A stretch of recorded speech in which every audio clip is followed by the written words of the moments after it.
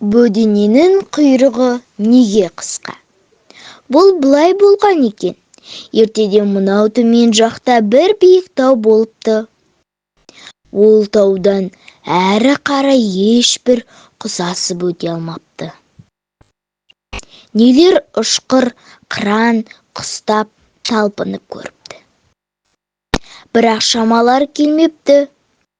Бүркіттің ұшқыры қыраны келіпті. Аса алмапты. Қырғидың атақтысы келіпті. Ол да салмапты.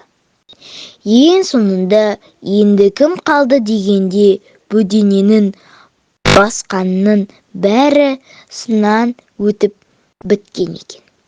Бөдененің атақтысы шақырылыпты. Тәуекел деп бөдене ұша жөнеліпті. Шырқап көтеріліп барып таудың ол да салмапты. Судан соң заланған бөдене зымырап құйылып кеп тауды көкірегімен соққан екен, дейді. Сонда ол таудың ар жағына бір-ақ түсіп кетіпті. Міне, содан бері қарай бөдене қонғанда аяғымен қонбайды. Көкірегімен жерге соғып қонады.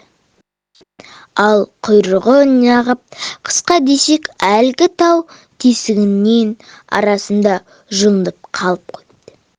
Әйтпесе бұрынғы бөдененің құйрығы қырғауылдың құйрығындай ұзын болса керек.